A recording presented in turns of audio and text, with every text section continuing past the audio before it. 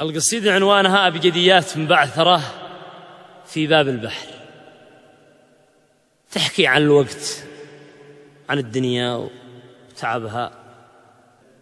يقول فيها الشاعر: يا من عليك اتكالي ضاقت أحوالي، يا من عليك اتكالي ضاقت أحوالي، عذبني الوقت واستوفيت مكياله.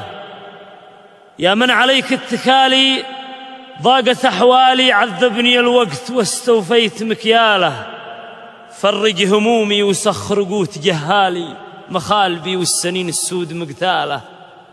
برحمتك فك حبسي وافتح قفالي، مسجون والقيد كم جهدي تحماله. ماشي معي كنز غيرك عفوك بقالي، من امتلاك الذهب والين والداله. في مجتمع راس مالي يعشق ذلالي، تعال بالقرش مكاره ومحتاله. أمني النفس في حلي وترحالي، شمس الضحى يا بهيم الليل والصالة. بمعصم الصبر صبيت الصبر حالي، وقاعي القاحلة وديان مستاله. تعبت الأملم مسافاتي وأميالي، ما حيلتي والجمل ضايع وجماله. تعبت الأملم مسافاتي وأميالي، ما حيلتي والجمل ضايع وجماله. ثوب الدقيقة ثوانيها، ودسمالي قمصان سارت بها الساعات مختالة. جفافها من جحيمه جف شلالي، ومن حممها دموع العين هطالة.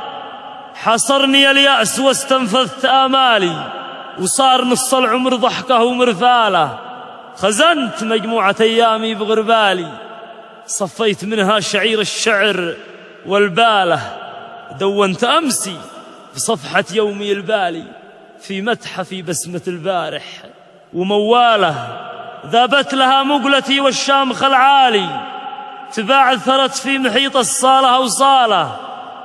ريشي رحل بي وراحت روحي أطلالي، مهد الصبا صورة الماضي وتمثاله. زفيرها زمهريرة حرقت غالي، غابات فيها الأسد مفقودها شباله. سرقهم السمع ساق التالي التالي، والسبع سكران مستسلم العذالة. شاكي وشكواي في ضمي وسربالي، سري سرى في سكون الليل مرساله. صورتها للمصور صانع أمصالي، قادر قوي منتقم والصبر منواله. ضيقي مضيقي وضيف الضيق صومالي، جوعان جا عند أبو زايد بطرباله. ضيقي مضيقي وضيف الضيق صومالي، جوعان جا عند أبو زايد بطرباله. كري وفري وإدباري وإقبالي، كموجة الموت سونامي وزلزاله. سلامتكم.